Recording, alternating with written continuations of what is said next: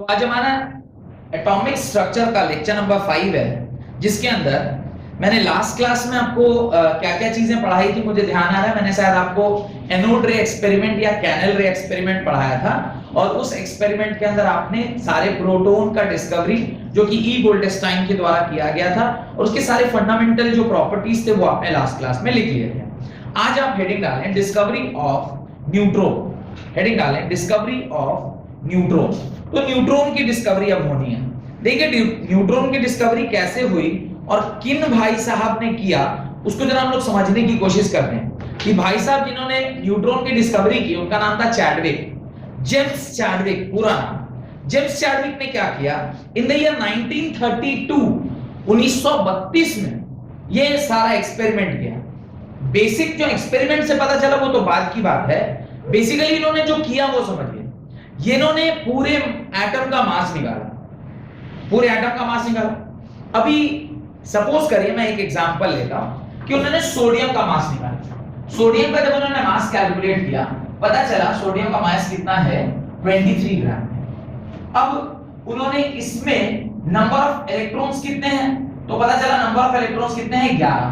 Number of proton कितने हैं, तो नंबर ऑफ प्रोटॉन भी पता चले 11। इन्होंने इलेक्ट्रॉन्स की संख्या को मल्टीप्लाई किया इलेक्ट्रॉन के मास के साथ, प्रोटॉन की संख्या को मल्टीप्लाई किया प्रोटॉन के मास के साथ। इन दोनों को जोड़ने के बाद इसके बराबर होना चाहिए था, पर ये इसके बराबर नहीं हुआ।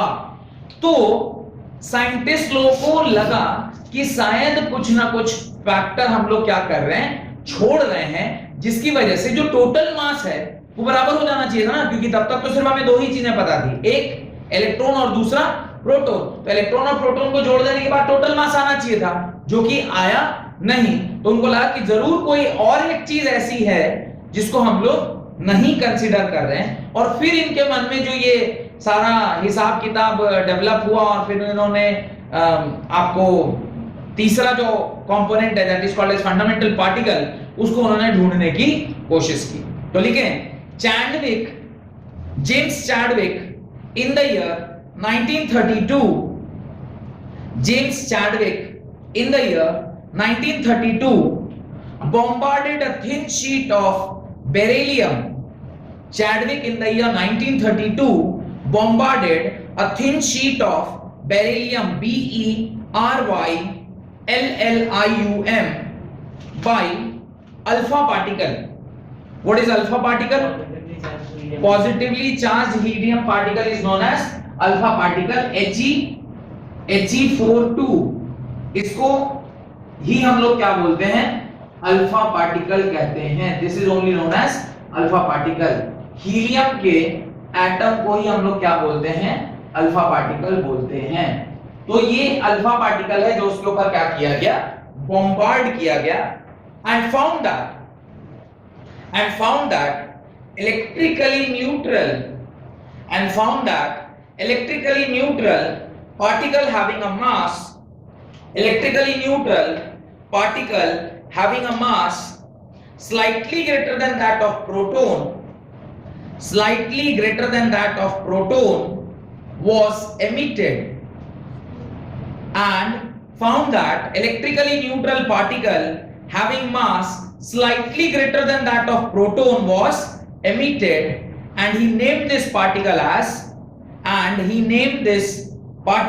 as neutron. और जो रिएक्शन उन्होंने लिखा वो देखिए क्या है, बेरिलियम बेरिलियम इज 49, इसको उन्होंने बम्बार्ड कराया हीलियम 24 के साथ। तो जो कंपोनेंट मिला वो मिला कार्बन 612 प्लस साथ में एक जो चीज मिली वो क्या मिला, न्यूट्रल पार्टिकल मिला, जिसको हमने N1 बोला। अब ये क्या है, इस इक्वेशन को हम लोग समझने की कोशिश करते हैं कि ये इस इक्वेशन को कैसे पढ़ते हैं। ये देखिए, वैसे तो ये आपको क्लास 12th में जब आप एटम्स एंड न्यूक्लियाई पढ़ेंगे तो वहां पे रेडियो एक्टिविटी पढ़ते हैं, उस रेडियो एक्टिविटी के अंदर ज्यादा अच्छा समझ में आएगा, वैसे यहां पर भी आपको समझ में आ जाएगा। देखिए यहां पे नंबर ऑफ इलेक्ट्रॉन्स कितने थे, यहां नंबर ऑफ इलेक्ट्रॉन्स कितने थे, तो दोनों मिलकर नंबर ऑफ इलेक्ट्रॉन्स कितने हो गए, 6 हो गए। ये आपका मास नंबर है, mass number means number of proton and neutron. 9 और 4 कितना होता है, 13 होता है। ये कितना है, तो एक ऐसी चीज डेवलप होनी चाहिए थी जिसके अंदर कोई इलेक्ट्रॉन नहीं है, लेकिन उसके पास सिर्फ और सिर्फ क्या है, मास है। No charge but mass. ऐसे ही पार्टिकल को जिसके पास कोई चार्ज नहीं है, सिर्फ और सिर्फ क्या है, मास है, उसको हम क्या कहते हैं, न्यूट्रॉन कहते हैं। और मास क्या था, mass was slightly greater than the mass of proton. तो ये इक्वेशन उसके नीचे लिखें, और मास ऑफ प्रोटॉन कितना होता है मैं लिखता हूं, आप लिखें पहले से, ये इक्वेशन लिख दीजिए और उसके नीचे लिखिएगा mass of proton, sorry mass of neutron, mass of neutron is equal to 1.6749 into 10 raised power minus 24 gram और 1.6749 into 10 raised power minus 27 kg। ये आपको मास ऑफ न्यूट्रॉन निकल के आया। और वन मास ऑफ न्यूट्रॉन जो है वो 1.0 AMU के बराबर होता है, 1.0078 AMU के बराबर होता है। AMU is what, atomic mass unit के बराबर होता है। देखते हैं इसको क्या है। चार्ज ऑफ न्यूट्रॉन लिखिएगा 0, एक लाइन और ऐड करिए, charge of neutron is equal to 0 and this neutron is present inside the nucleus. तो न्यूक्लियस के अंदर ये प्रोटॉन प्रेजेंट होता है, न्यूक्लियस के अंदर ये प्रोटॉन प्रेजेंट होता है, न्यूक्लियस के अंदर ये प्रोटॉन प्रेजेंट होता है। तो अभी हमें क्या पता चल गया, ये प्रोटॉन और न्यूट्रॉन ये तीनों साथ साथ में एक और क्या था, इलेक्ट्रॉन, ये तीनों के तीनों क्या निकल गया, these all three are the fundamental particles। और अभी न्यूक्लियस का जो कॉन्सेप्ट है वो अभी डेवलप नहीं हुआ है, पर हम लोग चूंकि जानते हैं इसलिए लिख रहे हैं कि ये न्यूक्लियस के अंदर पाया जाता है, लेकिन एज सच अभी न्यूक्लियस पैदा हुआ नहीं है क्योंकि अभी हमने मॉडल्स को तैयार नहीं किया है। लेकिन मॉडल रदरफोर्ड ने जो अपना मॉडल दिया था, रदरफोर्ड का जो मॉडल आया था, that came in the year, वो आया आपको लगभग 1920 के आसपास। और ये कब डेवलप हो रहा है, ये न्यूट्रॉन कब आया, 1932 में। उस टाइम तक में हमें पता था, इसलिए ये स्टेटमेंट यहां पे लिखवाया गया है, क्योंकि जो रदरफोर्ड मॉडल है वो आया 1920 के आसपास में, और ये जो डेवलप हुआ, ये कहां डेवलप हुआ, आफ्टर दैट 1932 में। तो उससे पहले हमें पता था कि न्यूक्लियस करके एक चीज होती है जो काफी भारी है और उसके अंदर ही सारा का सारा मास छुपा हुआ होता है। तो यहां तक मेरे ख्याल से आपको समझने में कोई दिक्कत नहीं हुई होगी। हेडिंग डालें एटॉमिक मॉडल, हेडिंग डालें एटॉमिक मॉडल। अब जब हमने तीनों फंडामेंटल पार्टिकल, कौन कौन से, तीनों fundamental particle that is electron, proton and neutron को डिस्कवर कर लिया with the help of various scientist. एक बार मैं नाम रिपीट करता हूं, आप ध्यान से बताइएगा किसने क्या किया। Electron was developed by J Thomson. Molecular oil drop experiment से हमें क्या मिला, charge of electron. E Goldstein ने हमें क्या बताया, प्रोटॉन के बारे में, और जेम्स चैडविक ने हमें क्या बताया, न्यूट्रॉन के बारे में। तो कुल 4 ही अभी तक हम लोगों ने साइंटिस्ट के बारे में पढ़ा है, और उसके ईयर्स को भी नोट करते चलिएगा कि किसने क्या किया। हेडिंग डालें एटॉमिक मॉडल, हेडिंग डालें एटॉमिक मॉडल। अब ये जो इलेक्ट्रॉन, प्रोटॉन और न्यूट्रॉन अभी तक जो डेवलप हुए हैं, इसको अलग अलग साइंटिस्ट ने मॉडल के रूप में तैयार किया। किसी का कुछ मानना था, किसी का कुछ मानना था, किसी का कुछ मानना था, और ऐसे सब लोग अपना अपना मॉडल देते गए।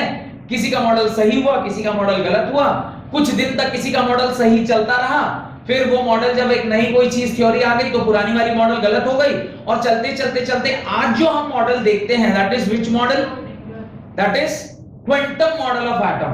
हम लोग जो अभी मॉडल एग्जिस्टेंस में है, that is quantum model of atom, जो कि हम लोग श्रोडिंगर वेव इक्वेशन के बाद पढ़ेंगे। ठीक है, वहां पे हम लोग बोर के बाद श्रोडिंगर के बाद हम लोग क्वांटम मॉडल पढ़ेंगे। पर अभी से यहां से लेके वहां तक का रास्ता हमें ट्रैवल करना है। एक चीज और मैं आपको बता दूं, ये चैप्टर मैं जितनी ईमानदारी से पढ़ा रहा हूं, 12th क्लास में सेम फिर से ये चैप्टर आएगा, एटम्स एंड न्यूक्लियर। तो वहां पे पूरे एटम्स में, चैप्टर का नाम है एटम्स, ये क्या है, एटॉमिक स्ट्रक्चर, वो क्या है, एटम्स। वही स्टार्टिंग से कहानी स्टार्ट है, these are the fundamental particle, Rutherford experiment, J Thomson ने ये किया वो किया, वो पूरा वैसे ही चलता है क्लास 12th में बोल रहा हूं। तो आप ये कभी भी गलती से मत सोचिएगा कि 11th क्लास अलग होता है और 12th क्लास अलग होता है, both are one and the same thing, इसमें कहीं कोई अलग नहीं है। डॉक्टर में एक्स्ट्रा क्या है? कुछ नहीं है, वहां पे एक्स्ट्रा जो चीज है वो न्यूक्लियाई है, तो न्यूक्लियाई तो मैं पढ़ाऊंगा, क्योंकि न्यूक्लियाई में आपको रेडियो एक्टिविटी, न्यूक्लियर रिएक्टर, ये सारी बातें मुझे बतानी है, तो वो मैं वहां पे आपको बता दूंगा, लेकिन एटम फिर से वहां पे दोबारा मैं आपको नहीं पढ़ाऊंगा, ठीक है। तो 11th 12th एक ही है, I don't consider 11 to be different and 12 to be different. और इस बार के रिजल्ट के बाद तो पता चल ही गया होगा कि 11 12 जो है वो अलग नहीं होता, क्योंकि 11th वाले में जिसका इसका खराब हुआ था उसके तो कहानी हो गए नहीं, तो ये चीज थोड़ा सा ध्यान रखिएगा। हेडिंग डालें atomic models, right. To explain the distribution of various subatomic particles, to explain the distribution of various subatomic particles, to explain the distribution of various subatomic particles, that is electron, proton and neutron, that is electron, proton and neutron in an atom, several models in an atom, several models have been proposed, several models have been proposed, these are called as atomic models, these are called as atomic models, full stop. There are two basic models of atoms before Bohr's atomic model. There are two basic model of atom before Bohr's atomic model. पहला है Thomson's model of atom, दूसरा है Ernest Rutherford model या Rutherford atomic model. पहला लिखें J Thomson atomic model, दूसरा लिखें Rutherford atomic model. पहला हेडिंग डालें J Thomson's atomic model. J Thomson ने अपना एक एटॉमिक मॉडल दिया। इस नंबर को पहचान रहे हैं 1.0078, आपको ये पढ़ाए हैं बेसिक कॉन्सेप्ट्स में। ये नंबर कहां से आया था? This is the atomic mass of hydrogen, atomic mass of hydrogen है। तो पहला जो मॉडल हमें पढ़ना है that is J Thomson model of atom.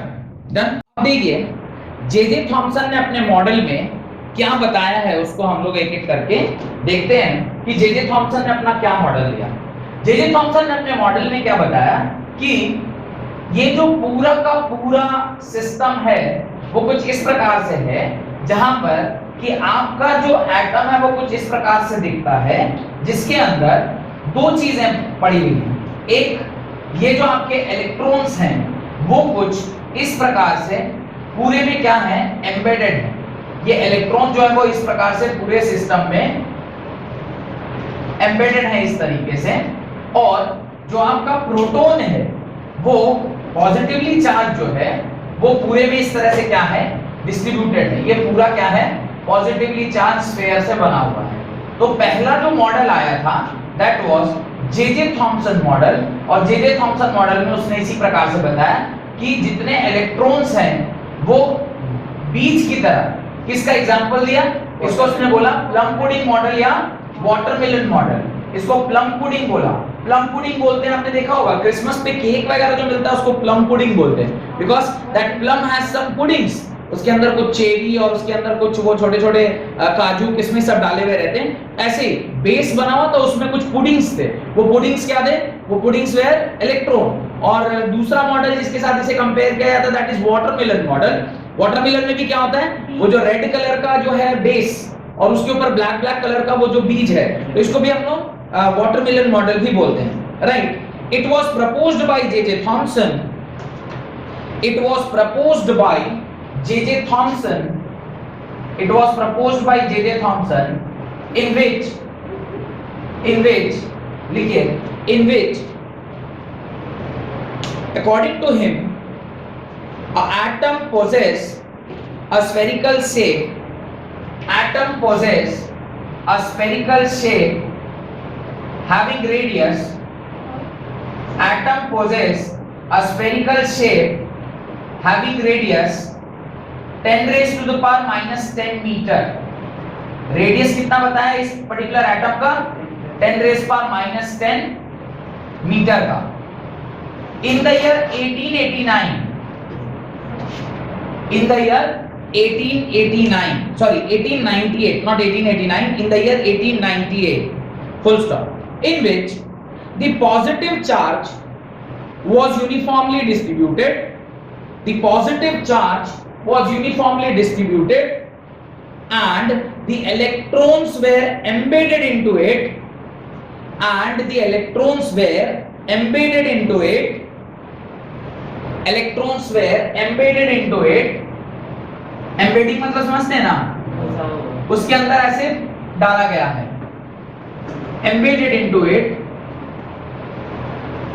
embedded into it, so that the most stable electrostatic arrangement is obtained, so that the most stable electrostatic arrangement is obtained.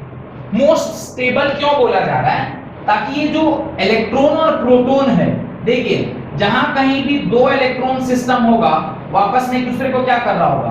Repel कर रहा होगा, और ये पॉजिटिव चार्ज और ये आपस में एक दूसरे को क्या कर रहे होंगे? There must be some attraction between it. तो कहीं तो अट्रैक्शन आ रहा होगा और कहीं पे रिपल्शन हो रही होगी. तो जहां पर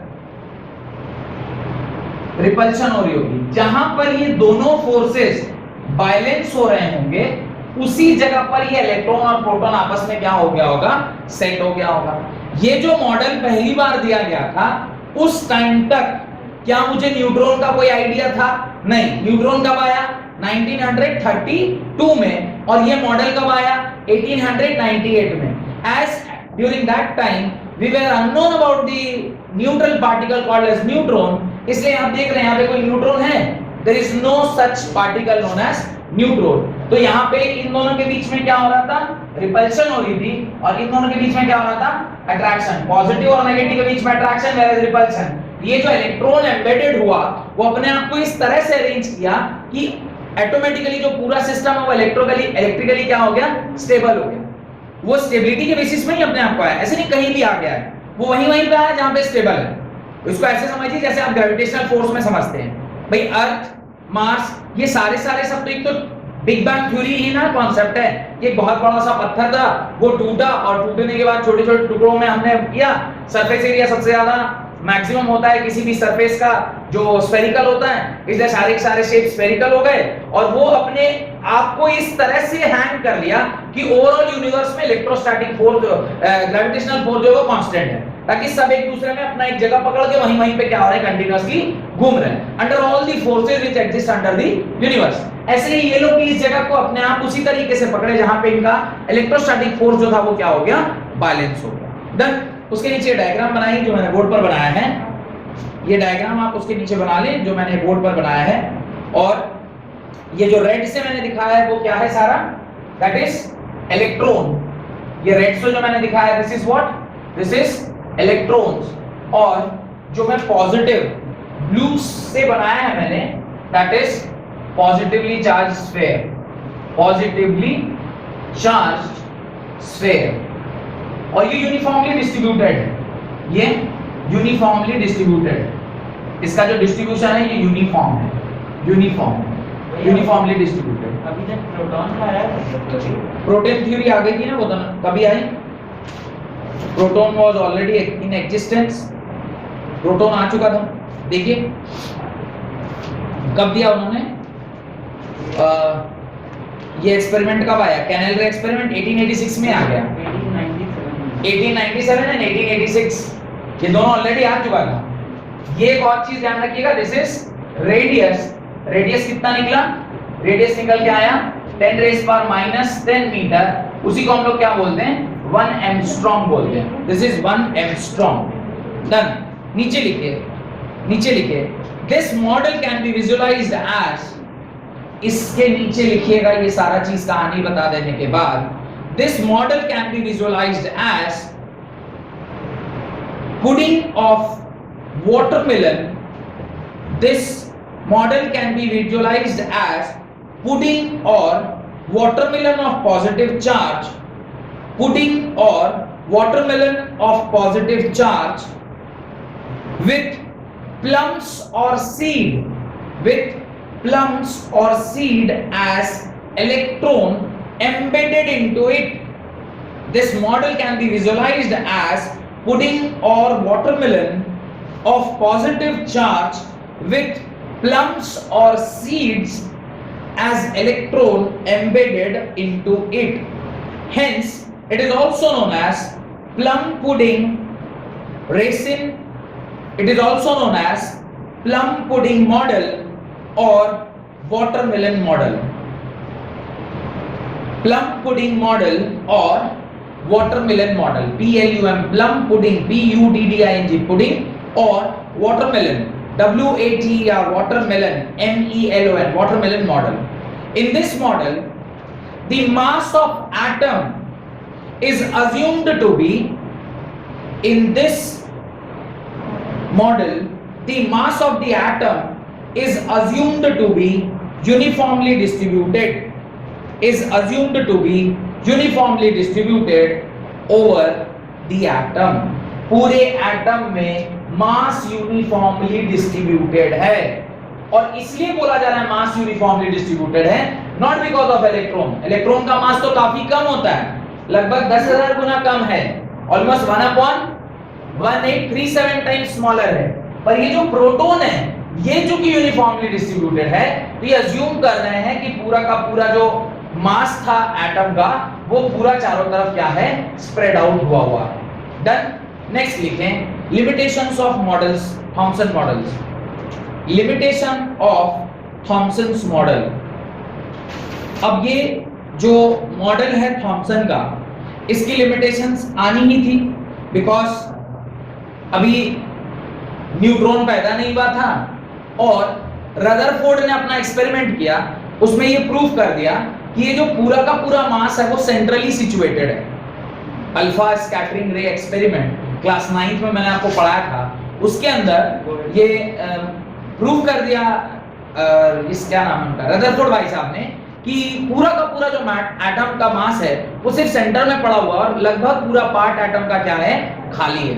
जबकि यहाँ पर क्या बोल रहा है कि पूरा जो मास है वो यूनिफॉर्मली इधर से लेके उधर तक डिस्ट्रीब्यूटेड है. तो कहानी कुछ इस प्रकार से बदल गई. लिखिए, although this model explains the, limitations के अंदर लिखिएगा, although this model explains the overall electrical neutrality, although this model explains the overall electrical neutrality of the atom, overall electrical neutrality of the atom, but was not consistent with Rutherford's atomic model. Rutherford atomic model वो consistent नहीं था. Consistent मतलब inline नहीं था, वो कुछ और बात बोल रहे थे और ये कुछ और बात कह गए. Although in 1906 J.J. Thomson received Nobel Prize. In 1906 J.J. Thomson received Nobel Prize for his theoretical and experimental investigation. Thomson received the Nobel Prize in 1906 for his theoretical and experimental investigation on the conduction of electricity by gases. तो इनको बाद में चल के recognition मिला. Recognition किस लिए मिला? For conduction of electricity in various gases, not because of this model. But ठीक है, एटलीस्ट रिकॉग्निशन तो मिला. और इनको नोबेल प्राइज मिला था फिजिक्स में, ब्रैकेट में लिख लीजिएगा, received Nobel prize in physics. Chemistry के लिए इनको नहीं मिला था, इनको फिजिक्स के लिए मिला, because conduction is a topic of physics, atomic structure is a topic of chemistry. इनको केमिस्ट्री के लिए नहीं मिला था, फिजिक्स के लिए मिला था. हेडिंग डालें रदरफोर्ड्स एटॉमिक मॉडल. हेडिंग डालें रदरफोर्ड्स एटॉमिक मॉडल. अब देखिए, एक नए भाई साहब रदरफोर्ड आए एग्जिस्टेंस में और जिन्होंने पूरा का पूरा जो कहानी था उसी को बदल डाला। रदरफोर्ड एक्चुअली पूरा एक्सपेरिमेंट इन्होंने खुद नहीं किया था। रदरफोर्ड और इनके कुछ अल्ले बल्ले चले, मतलब चेला चपाटी जिसको शिष्य बोलते हैं, उन लोगों ने मिलकर किया। लेकिन दिक्कत यही है,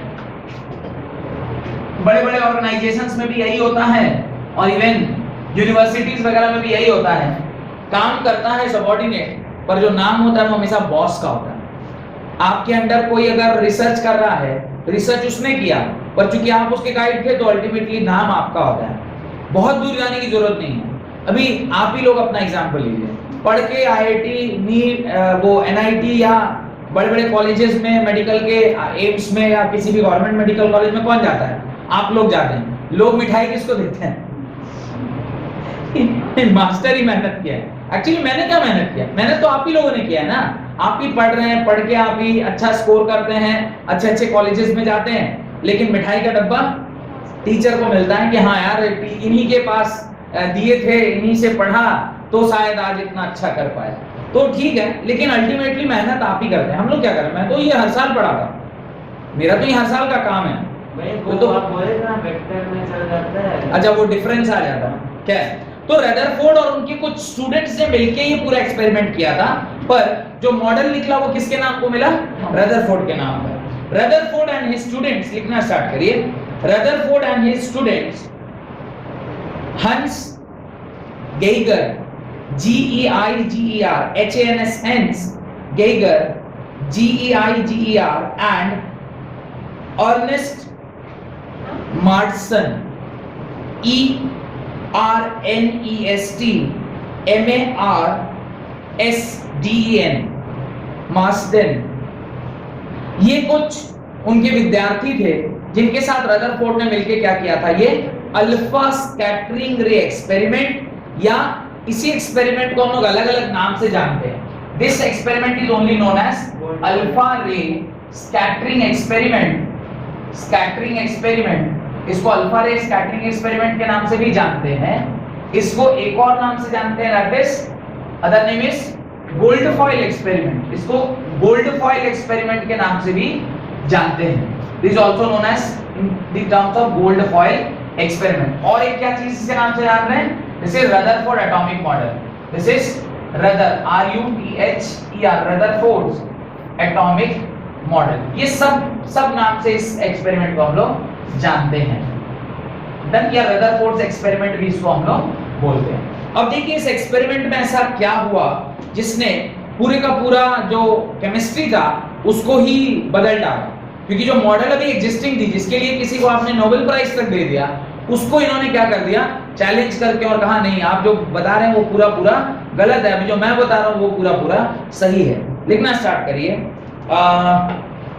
performed Rutherford and his student, bracket में दोनों का नाम लिखा आपने, performed some scattering experiment in which they bombarded thin foils nearly 100 nanometer of thickness, nearly of 100 nanometer thickness of heavy metal like gold, silver, platinum, of copper, heavy metal like gold, silver, platinum and copper with beam of fast moving alpha particle, with the beam of fast moving alpha particle। Fast moving alpha particle से आपने जब in heavy metals को bombard किया, bombardment means उसके ऊपर जाके टकराया, तो क्या हुआ उसको हम लोग एक एक करके समझते हैं और फिर कोशिश करेंगे समझने का कि क्या क्या रिजल्ट मिले और क्या क्या फिर हम लोगों ने वहां से कंक्लूजन निकाला।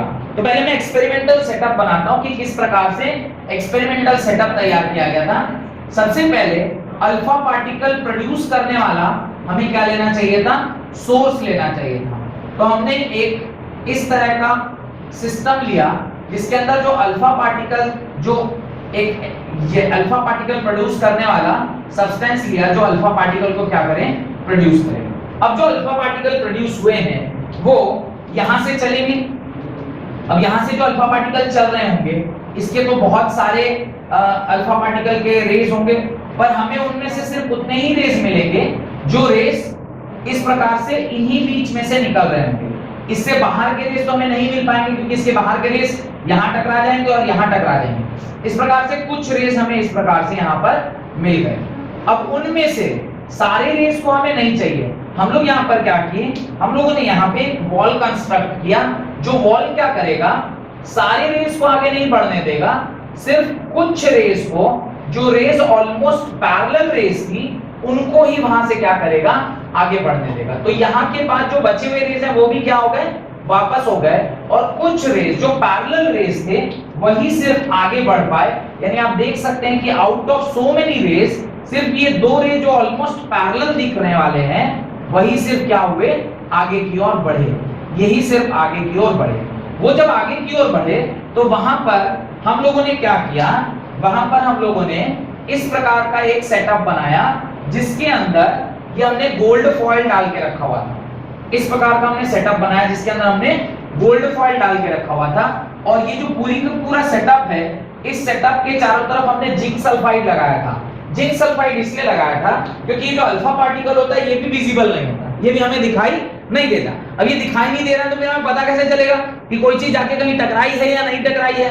तो हमने वहां पर एक गोल्ड फॉइल लगाया और उस गोल्ड फॉइल पर इस अल्फा स्कैटरिंग जो अल्फा जो पार्टिकल थी, जो कि फास्ट मूविंग अल्फा पार्टिकल्स थी, उसको हमने क्या किया, उस पर जाके टकराने दिया।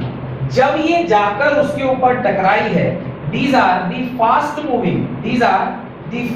moving alpha particles, fast moving alpha particles. ये अल्फा पार्टिकल जब जाके उस पर टकराई हैं तो इसके टकराने से इन अल्फा पार्टिकल्स के साथ कुछ कुछ कहानी हुई। अब यहाँ पर तो मैं दो ही दिखा रहा हूँ, पर दो ही नहीं आई होंगी, आई तो बहुत सारी होंगी, पर मैं अगर ये सारे लाइन से आप बनाऊंगा तो ये गंदा दिखेगा, इसलिए सिर्फ दो ही लेकर चल रहा हूँ, पर यहाँ पर बहुत सारी बना दूंगा।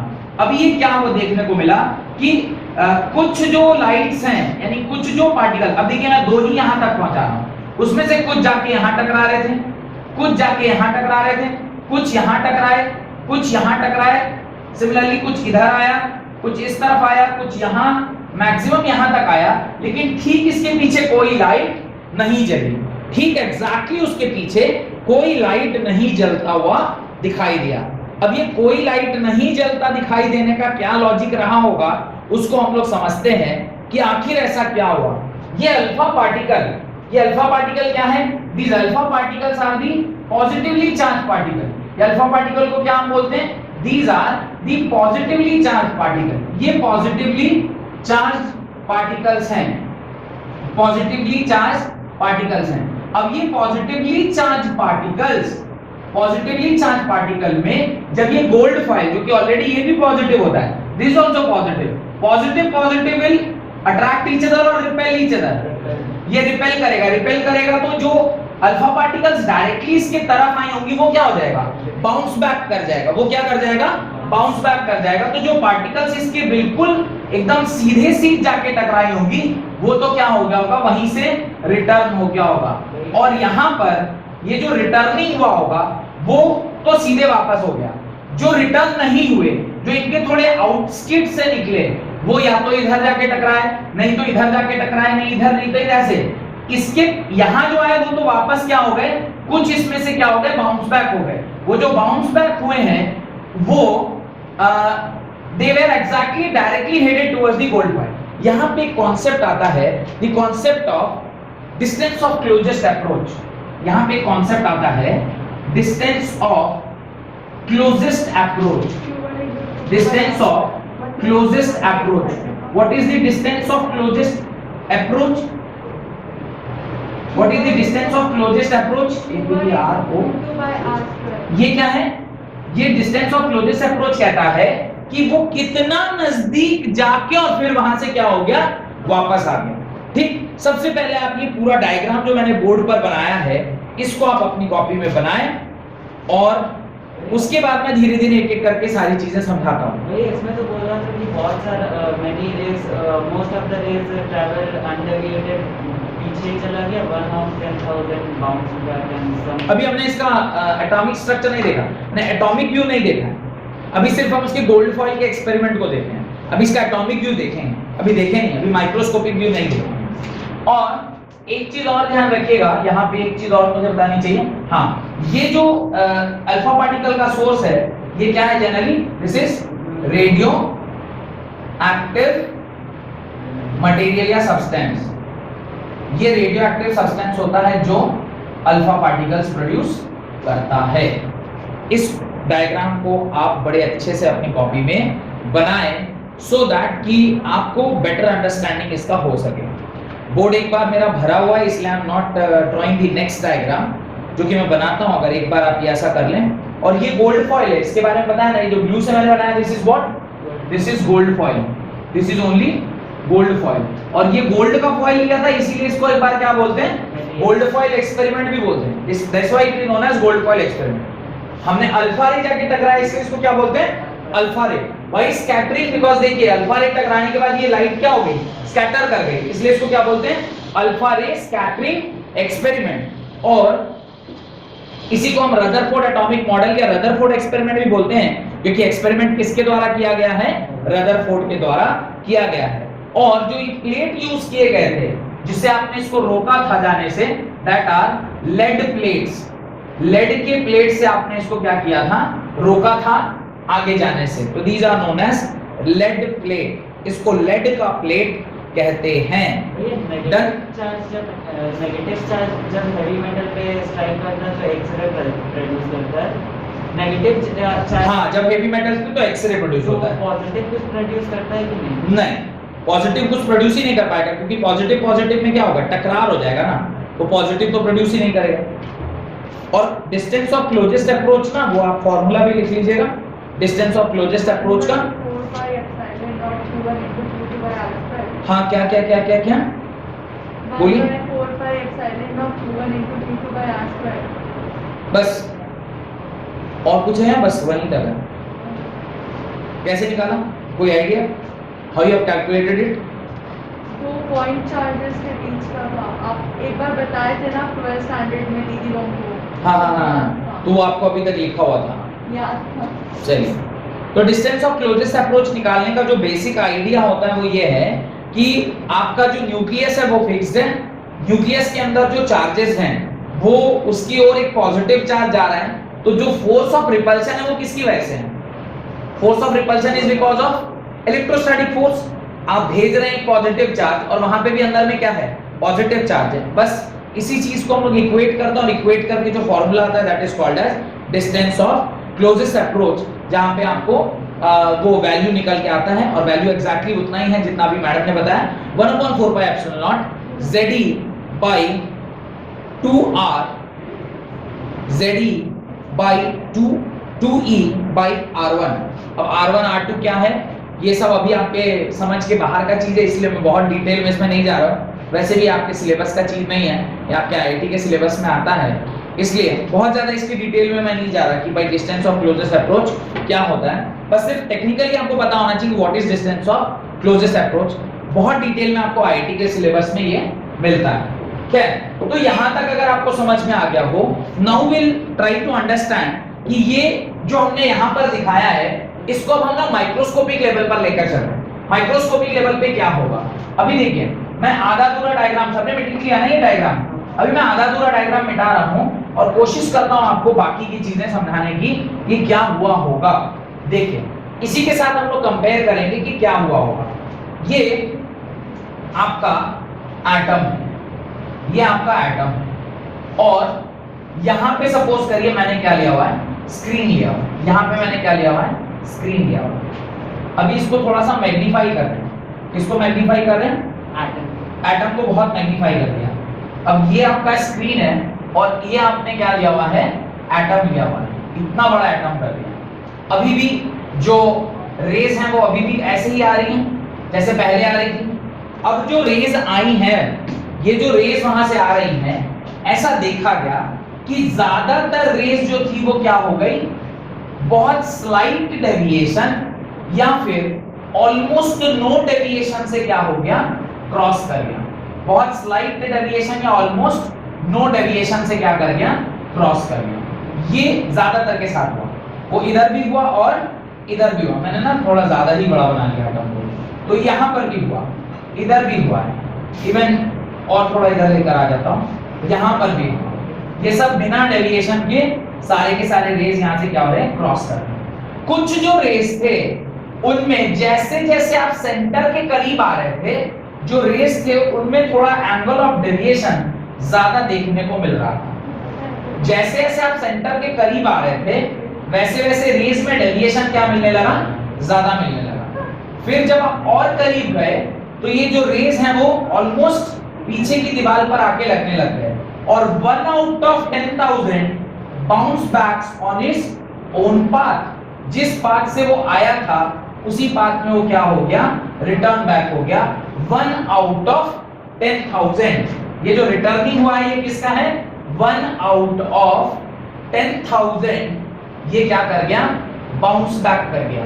ये बाउंस बैक कर गया, this bounce back. Bounce back तभी क्या होगा ना जब ये पॉजिटिव चार्ज और सेंटर में कुछ पॉजिटिव रहा होगा तभी ये बाउंस हुआ होगा, नहीं तो बाउंस बैक होने का कोई स्कीम नहीं बनता है। अभी जब हमने माइक्रोस्कोपिक लेवल पे देखा तो अब हम क्या क्या इससे इन्फ्रेंस करेंगे, अभी मैं यहीं पर आपको समझाता हूं। अभी ये तभी संभव है जब पूरा का पूरा जो पॉजिटिव चार्ज है वहां कहां पर हो, सेंट्रली अलाइंड हो। जैसे जैसे ये पॉजिटिव चार्ज है, these all are alpha rays, these all are alpha rays, ये अल्फा जो रेज हैं ये जैसे जैसे इस पॉजिटिव चार्ज से दूर जा रहे हैं वैसे वैसे इसमें डिफ्लेक्शन क्या है, कम है। लेकिन जैसे ये इसके करीब आ रहे थे डिफ्लेक्शन धीरे धीरे क्या हो रहा था, ज्यादा हो रहा था। डिफ्लेक्शन को ना एक पर्टिकुलर टर्म है जिससे डिनोट किया जाता है and that is delta. Deflection को डेल्टा है। अभी मैं बताता हूं व्हाट इज डेल्टा। इसको जरा सा पेंट कर लूं, आप लोग भी बनाते चलिए। इसको जरा पेंट कर लेता हूं तो फिर डेल्टा बताता हूं व्हाट इज डेल्टा। डेल्टा किसे कहते हैं, delta is angle of deflection. Delta is what, delta is angle of deflection. What is angle of deflection, अभी देखिए एंगल ऑफ डिफ्लेक्शन किसे कहते हैं। सपोज करिए किसी एक रे को मैं देखता हूं, सपोज मैं इसी ये वाला जो रे था ना इसको अभी मैं ब्लू से बना रहा हूं और इसे ही मैं देख रहा हूं, ध्यान से देखिएगा। ये एक्चुअली में अगर यहां पर कुछ नहीं होता तो ये रे को कैसे आना चाहिए था, इस प्रकार से आता और ऐसे सीधा निकल जाता। लेकिन due to the presence of this nucleus ये रे इस प्रकार से यहां, मतलब इस प्रकार से ये इधर मुड़ गया, यहां मुड़ गया, अभी यहां मुड़ा। तो अगर देखा जाए तो ये कितने एंगल से डेविएट कर गया, this the angle with which it is deviating is known as delta. इसी को हम क्या कहते हैं, angle of deviation. This delta is known as angle of deviation. This is only known as angle of deviation. और ये जो distance है ध्यान से देखिए, the distance between these two, this is r and this is only known as distance of closest approach, distance of closest approach। और ये सब सारी चीजें आपको आईआईटी में निकालनी पड़ती है। जो थोड़ा सा ज्यादा पढ़ना पड़ता है वो यही सब कि अभी आप सिर्फ यही छोड़ रहे हैं ना कि ये डिस्टेंस ऑफ क्लोजेस्ट अप्रोच है। Now you need to calculate that how that distance of closest approach is calculated. Now you need to calculate what is that angle of deflection, that delta has to be calculated. वो आपको IIT के syllabus में करना पड़ता है। Even this is not required in NEET also. NEET में भी ये जरूरत नहीं पड़ता, पर IIT that too not means at advanced level you need to know all these concepts. तो एडवांस लेवल पे इसको आपको जानना जरूरी है और इसके बेसिस पर कुछ न्यूमेरिकल भी आपको पता होना चाहिए। एनसीईआरटी में इसका कोई जिक्र भी नहीं है, लेकिन उसके नीचे जल्दी जल्दी लिखिए क्योंकि मुझे ये इसका रिजल्ट्स एटलीस्ट लिखवा देना चाहिए। Right, results of x-ray scattering, sorry x-ray बोल रहा हूं, results of alpha ray scattering experiment. Result of alpha ray scattering experiment, ये बना लिया सबने, ये बना लिखें। रदरफोर्ड ऑब्जर्व्ड दैट, अभी क्या ऑब्जर्व किया हमने, एक्सपेरिमेंट देखा। देखिए हम भी एक्सपेरिमेंट देख रहे हैं तो देख के क्या क्या ऑब्जर्व किया, जैसे रदरफोर्ड ने किया होगा वही हम लोगों ने भी किया। पहला point, most of the alpha particle pass through the gold foil undeflected. Most of the alpha particle pass through the gold foil undeflected. ज्यादा से ज्यादा जो गोल्ड अल्फा पार्टिकल्स थे वो अनडिफ्लेक्टेड ही क्या रह गए, क्रॉस कर गए. Most of the alpha particle pass through the gold foil undeflected. Second point, a small fraction of alpha particle, a small fraction of alpha particles was deflected by some angle, was deflected by some angle known as angle of deviation, denoted by delta. A small fraction of alpha particle was deflected by some angle known as angle of deviation, denoted by delta. Delta किसे उससे denote करते हैं, full stop. उसी point में लिखिए, as the alpha particle approaches the center of the gold foil, as the alpha particle approaches the center of the gold foil, the angle of deflection was increasing. As the alpha particle approaches the center of the gold foil, the angle of deflection was increasing. आप देख भी सकते हैं कि जैसे जैसे ये आगे की ओर बढ़ रहा है, ये जो डेल्टा का वैल्यू है ये क्या होता जा रहा था, बढ़ता जा रहा था.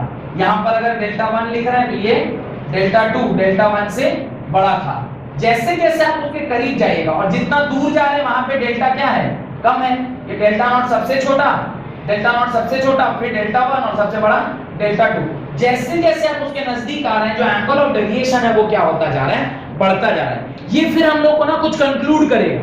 Will conclude something from this. What will conclude, कि जरूर सेंटर में कोई पॉजिटिव चार्ज है ताकि ये पॉजिटिव चार्ज को क्या कर रहा है, रिफ्लेक्ट कर रहा है. Third point, a very few alpha particle, 1 out of 10,000, a very few alpha particle, 1 out of 10,000 bounce back. That is bounce back का क्या मतलब होता है, that is the angle of deviation is nearly equal to 180 degree. The angle of deviation is nearly equal to 180 degree. Done. Next, conclusion made by Rutherford. अब कुछ उन्होंने क्या दिया, कंक्लूजन दिया. आज हम लोग कंक्लूजन लिख लेंगे. अगली क्लास में Rutherford atomic model, how he developed a model of due to this particular concept, right. On the basis of above observation, Rutherford drew following conclusions. On the basis of above observation, Rutherford drew following conclusion. Point number 1, most of the space in the atom is empty. Most of the space in the atom is empty because most of the alpha particle passed through the foil undeflected. Most of the space in the atom is empty because most of the alpha particle passed through the foil undeflected. Undeflected चूंकि पास हो गए ज्यादातर alpha particles, इसलिए हमने ये मान रहे हैं कि पूरा का पूरा एटम जो है वो क्या है, खाली है, एम्प्टी स्पेस है. जो कि एग्जैक्टली अपोजिट हो रहा है किससे, जे थॉमसन मॉडल में. जे थॉमसन ने बोला कि पूरे में पॉजिटिव चार्ज क्या है, डिस्ट्रीब्यूटेड है. यहां कह रहे हैं नहीं, पूरा का पूरा खाली है. सेकंड बात, a few positively charged alpha particle were deflected. A few positively charged alpha particle were deflected, which shows that the positive charge has to be concentrated. Shows that the positive charge has to be concentrated in a very small volume, that repelled and deflected the positive charge alpha particle. A very few positive charge alpha particle were deflected, which shows that the positive charge has to be concentrated only in a very small volume that repelled and deflected the positive charge alpha particle. तो ये centre में क्या present है? अभी हमें पता चल रहा है कि जरूर सेंटर में कहीं ना कहीं ये क्या प्रेजेंट है, एक पॉजिटिवली चार्ज पार्टिकल प्रेजेंट है. Last point, third point, Rutherford through his calculations showed that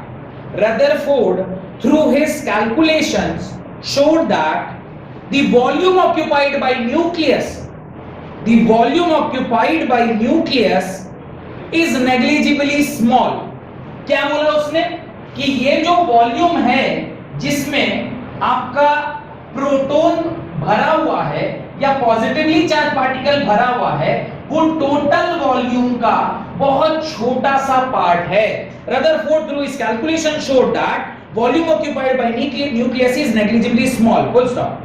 Then the total volume of the atom. Full stop नहीं लिखेगा वहां पे, comma, then the total volume of the atom. Done. इसके नीचे दो बातें लिखिए. Radius of atom कितना पता चला उसको? Radius of atom was 10 raised to the power minus 10 meter and radius of nucleus was 10 raised power minus 15 meter. Radius of nucleus उसके कैलकुलेशन के हिसाब से कितना पता चला?